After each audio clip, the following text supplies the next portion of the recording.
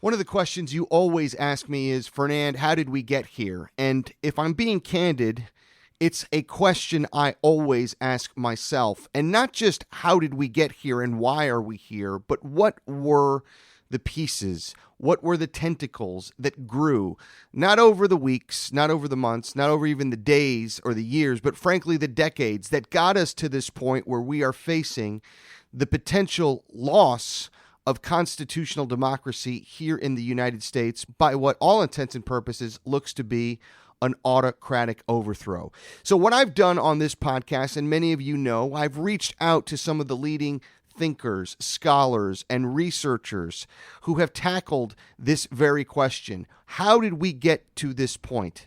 It's why I'm pleased to bring on the author of the new book, Shadow Network, Media, Money, and the Secret Hub of the Radical Right. It is Ann Nelson, and her book does indeed chronicle the astonishing history of how the Council for National Policy, a group of some 50 Republican operatives, evangelicals, oil barons, and gun lobbyists, met in the Washington suburbs to coordinate their attack on civil liberties and the social safety net, which got us to this point we are today. Ann, welcome to Strange Days. Thank you so much. And when you take a book as well-researched, as complex, as disturbing and granular and as sophisticated as yours, it really is difficult because it provokes so many questions. It's hard sometimes to get one's arms around the complexity and the starkness of the material. But one of the things that you write in your book is that the larger picture of what you paint is one that the American public needs to understand. So in that spirit, Ann, give us your vision of what is the best way to explain to our fellow citizens exactly what you lay out in Shadow Network. Well, I am somebody who writes history, and I see the world through an historical lens. And writing at large, I would say that for the first half of the 20th century, you had reforms that were looking to improve the lives of ordinary people. Child labor laws, environmental laws, etc. And some of these worked against specific interests, starting with people in the fossil fuels industry. And they also began to push some social concepts on a national basis that weren't accepted in some parts of the country, such as the civil rights movement. In the South, the civil rights movement was not welcome. And having lost these battles in the courts, a small but influential group of people looked for other ways to fight back. And they looked for ways of getting around the federal government, getting around the judiciary, and they created a set of political machines that worked on a state-by-state level to manipulate the vote in swing states and thereby capture the Senate and the Electoral College and ultimately bring Trump to power. But that was a 40-year process. So, Ann, you talk about it being a 40-year process, but I think in the great narrative traditions of understanding a strategy or an approach, what really fundamentally is the objective of what you discovered this Shadow Network really is trying to do in the 21st century in the United States? Well, I've spent a few years puzzling over that and working on the book. And I just kept coming back to follow the money, because the ultimate beneficiaries, and I believe the drivers of this movement, are the oil companies in this area of the United States that includes Texas, Oklahoma, Louisiana, and Kansas, which I describe as a virtual petrostate. And of course, it's a little bit difficult to go to the average voter and say, please vote for someone that will cut your public health, your public education, and your public infrastructure in order for oil barons to get richer. So what they've done through really careful political framing and focus groups is identify some hot button issues that they could sell to fundamentalist blocks of voters, often relying on total untruths. And they've networked tens of thousands of fundamentalist churches as part of this political machinery, and directed get out the vote efforts to them and media efforts and campaign financing in this highly targeted way. So part of what I talk about in my book Shadow Network is how they were looking at this finely tuned strategy that would win the Electoral College by a tiny margin in terms of the voting in the swing states. And the Democrats were very focused on national polls and national media. So that's how you get to an outcome where Hillary Clinton in 2016 wins the national vote by 3 million, but she loses the Electoral College by less than 100,000 votes in 3 states. And forgive me for taking a step back here, and I in no way mean to present this in kind of a facile, superficial approach, but again, in just trying to convey and communicate to the listening audience what you're describing. Let's think of this in cinematic terms, if you will. If this were a James Bond film and we discovered that in the name of Spectre, it was the Shadow Network, and we were to advance to 2 hours and 20 minutes before the end of the film and that moment when the plot is revealed of what the sinister organization's objective really is it fair to say that we know or you suspect what that may be, or is even that a mystery right now? Well, we understand who the players are, and we understand how they play. So what you have is a decline of the traditional news media, meaning newspapers in the middle of the country, and meaning audiences for professional network news. And you have a growth in information that is manipulated by these organizations.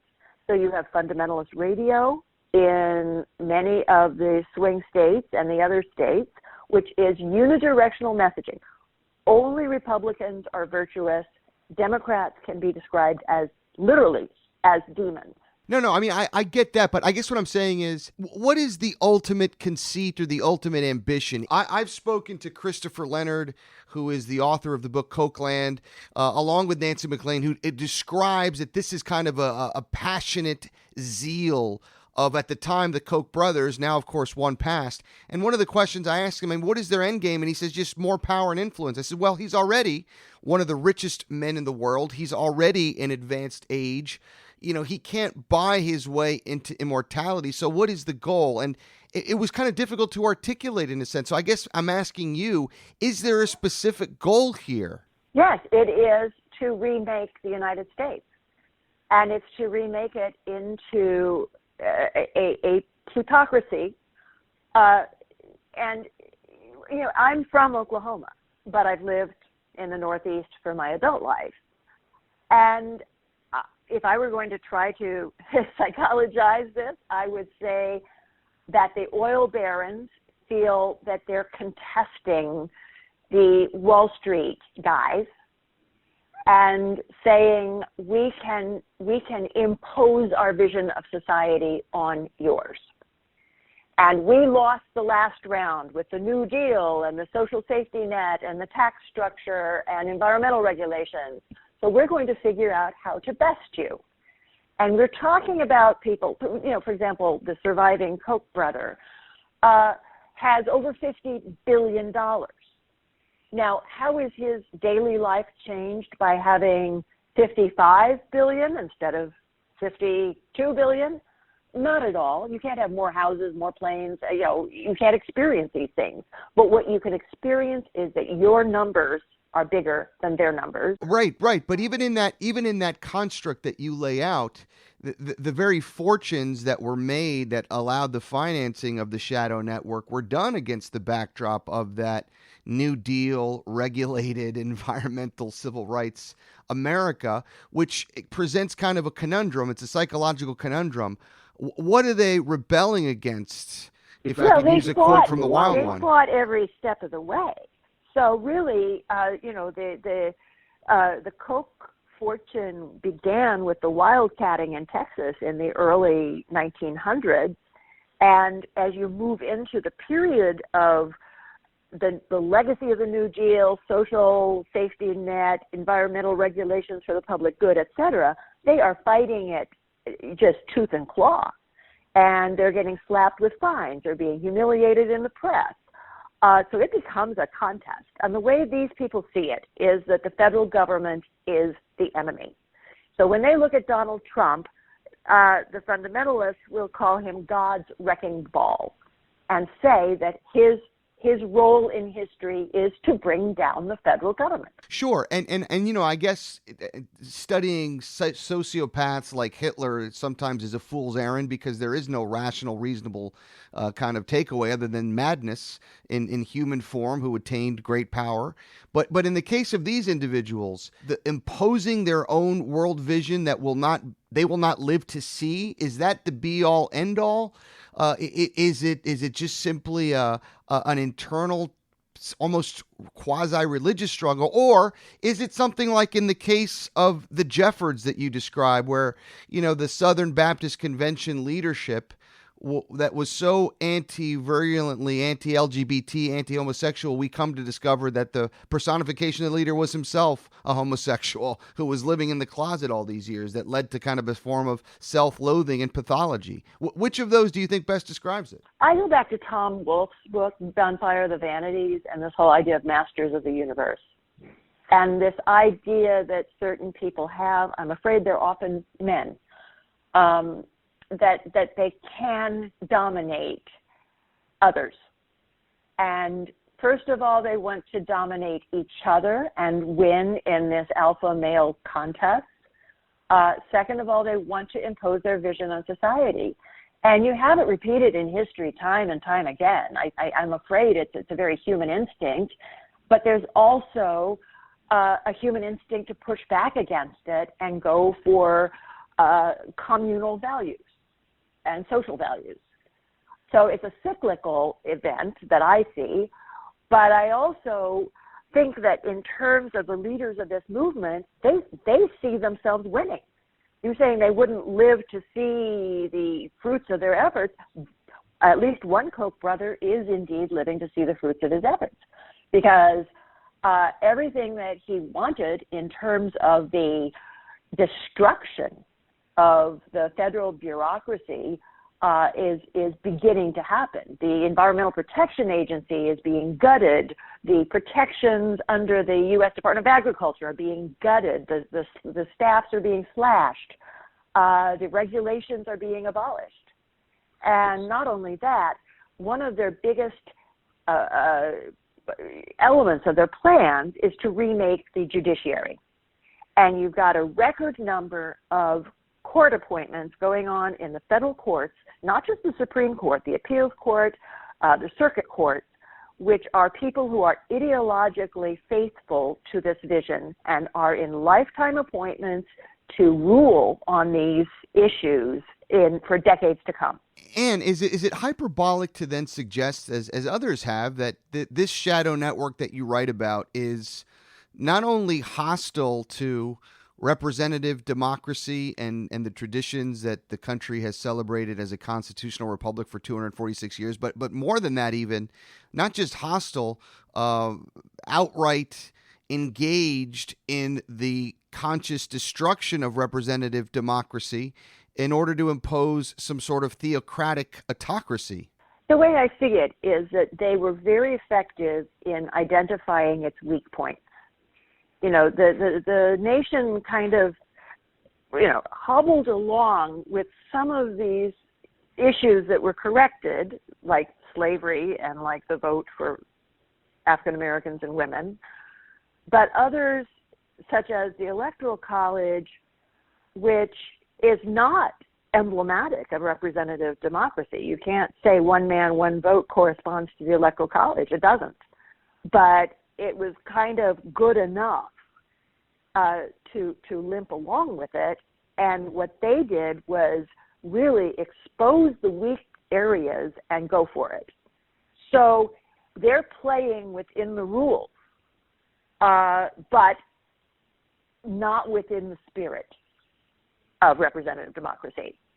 And there isn't even an opportunity before the November elections to address the weak spots in the system. Whatever happens has to happen within this working system, Electoral College included. But I would think that if the republic is to be saved, some of these areas, including the decline of the professional news media, have to be addressed on an emergency basis shortly afterwards. Well, speaking of that, this week, this broadcast, which of course originates in South Florida in the Miami area, was met with the devastating news that the McClatchy Corporation, which is the parent of the newspapers that include the Miami Herald, which is the only major local daily newspaper of record for the area, filed for bankruptcy. And with that, a potential host of other papers that could proverbially be on the chopping block. How devastating is it for a major metropolitan community, or even a rural one for that matter, to lack that independent news gathering organization like the newspaper to serve as the education for residents and voters in the area? It is absolutely devastating. And McClatchy has been a leading voice in American journalism for many decades. Knight Ridder has been incredibly important. Miami Herald is a paper that I've read and respected for many years. And what people don't realize is that, they don't realize a lot of ways that professional journalism functions, where you really do have to honor different viewpoints. And so increasingly, what voters, and especially voters in swing states, get is a filtered degree of information, but at the same time, they're bombarded by memes and non-news mixed in with news, mixed in with, I don't even know what to call it, because it's simply not true, and it's politically manipulated. So, for example, I've been tracking the memes and the apps from the groups associated with the Council for National Policy, including the National Rifle Association and others. And they will have outright untruths. They'll say, Democrats believe in executing babies on the day of their birth. No Democrat anywhere ever said that. Nobody. It is not true. It is made up. And it's outrageous. When you lose your news organizations like the Miami Herald and the other papers in that group, you don't have this trusted source saying, I checked it out with an open mind, it's true or it's not true. So this is a fundamental underpinning of our democracy, and it really needs to be taken out of the political space and put into professional journalism terms on an urgent basis. Well, let me push back on that just a little bit, because one of the things that was clear to me from reading the Shadow Network is that they are single-minded, they are aggressive, they are focused, they are relentless, they are well-financed, but what they are not is susceptible to shame. They're not susceptible to electoral routes or outcomes against their own interests. They're not susceptible to economic boycotts or public policy pressure campaigns. And they're certainly not susceptible to facts and professional journalists. So what then, if that diagnostic of mine from reading your book is one you share, what then are they susceptible to? Well, I would refer you to one of the illustrations in the book, which is the voting blocks in the 2016 elections. Because what you see is that fewer than 30% of the electorate voted for Trump, fewer than 30% voted for Hillary, slightly more than voted for Trump. But the real winner in the 2016 elections didn't vote. So you're going to have a hardcore block of Republican voters going into 2020. You're going to have a hardcore block of Democratic voters, and many of them will just be anti-Trump voters, regardless of who the candidate is. And then you're going to have swing voters, undecided, people who will be recruited by get out the vote efforts. And it is these people who will tip the balance and define not just the future of our country, but in environmental terms, the future of the planet. So in other words, I guess if you were to think about these in Darwinistic terms, they just need to be overrun by an adaptation of the species, because they're not going to be susceptible to what traditionally in the 20th and early part of the 21st century were the tools with which to kind of beat back these aggressive single-minded organizations, right? I mean, the electoral outcomes, public pressure, economic boycotts, fact shaming, that you're saying will not work. It's only the American people. But if the American people are not roused to the very threat that you say they must be made aware of, then what happens? Well, I look at it as roused and also informed. And one thing that I've learned in my research is that the gold standard of political conversation is people going door to door, looking the person in the eye, giving them a piece of printed campaign literature, and having a conversation. And one thing that I show in my book, I believe, is how the hardline Republican right has invested a lot more organizational effort into this. So not only do they have these organizations doing the canvassing, including the National Rifle Association, the Susan B. Anthony list, and many, many others, but they've also networked them better into their data platforms and their apps. They've put a lot of effort into this. They've put it in over years. They've beta tested it. They've done it in a very strategic and intelligent way. So that's one area where it's not a level playing field. The Democrats, first of all, have allowed some of the foundations of their support to erode, including trade unions. They've allowed their state-level parties, such as the Wisconsin Democratic Party in 2016, to weaken, and it's made those states susceptible. Hillary didn't even campaign in Wisconsin, and the Wisconsin Democratic Party didn't have campaign literature to hand out when they were canvassing. So they have a certain number of months to step up their game. And how do you explain the Democratic myopia that has allowed this imbalance, this unlevel playing field where the other side is eating their proverbial lunch to happen? Is it incompetence? Is it arrogance? Is it malpractice? Is it a combination of all of the above, or ignorance? Well, I to speak somewhat harshly, I'd say it's a combination of hubris and complacency. They correctly say that in terms of national demographics, the trends are in their favor. So in terms of the Democratic Party's positions on issues, including gun control, abortion, same-sex marriage, et cetera, national public opinion is weighing in on their side. What they haven't looked at adequately is how this plays out with swing voters in battleground states. And looking into 2020, in November, the indications are that the 6 states that will determine the outcome could well be Michigan, Pennsylvania, Wisconsin in the north, and in the south, Arizona, North Carolina, and Florida. So how those states are approached and how they speak to them, and then how they counteract the maneuvers of the other side are going to be very important.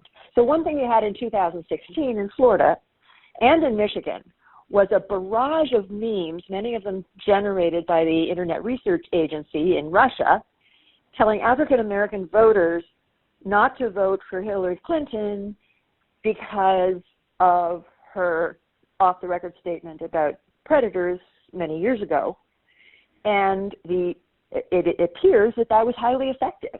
Not only did many African-Americans stay home, but many others went to the polls and voted everything down the ticket except the presidency. So you lost that whole block of vote in several critical swing states. That's going to happen again. Not exactly that, but something parallel. How do you anticipate it? How do you prepare for it? Regardless of who the Democratic candidate is, there's going to be an incredible amount of mud that's being slung at that person, and a lot of it will be untrue. How do you respond to that? How do you prepare for it? That's the question. And let me close by just going back to, again, one of the central components of what you're describing here, which is this whole notion that they want to impose their view of the world, what they believe the United States of America should be, what their attitudes are. And it's one that, as you just alluded to, it's patriarchal. It's one that is anti-LGBT, anti-homosexual. It's anti-immigrant. It's anti-ethnicity.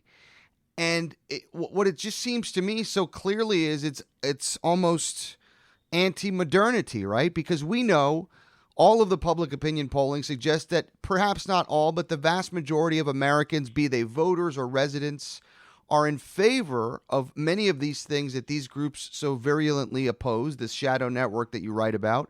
So are they sailing into the wind of the future? Do they really believe that they can undo these tidal waves of history and go back to that time when those belief systems of theirs, which are, more akin to the 18th and 19th and early part of the 20th century, that's the new modern, if you will?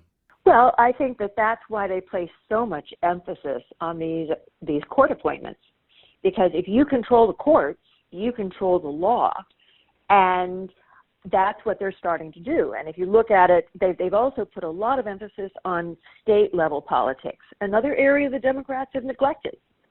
So you have state houses passing draconian laws on abortion, where even if a woman's life is in danger, they're trying to put impediments on abortion, where they'll sacrifice the life of a woman to this so-called principle. But again, if you control the state house and you control the federal courts, you've got society under control. Now, I don't think they're going to achieve a full takeover of those elements before November of 2020. I do believe that if they have another 4 years to complete their plans, this country will be transformed into something that we won't recognize. And do you think that they will be able to withstand or hold back the vast majority of American citizens who don't share their views if they are successful in kind of hacking electoral outcomes, working and rigging the system, if you pardon the phrase? Well, that depends on what kind of measures of state control they enforce. So once you go into that territory, it begins to look like other countries that are not our own. I can't predict whether we would be living in a police state, but I do know that, again, as a student of history, you don't give people civil and political rights and then take them away without a reaction. You just can't do that.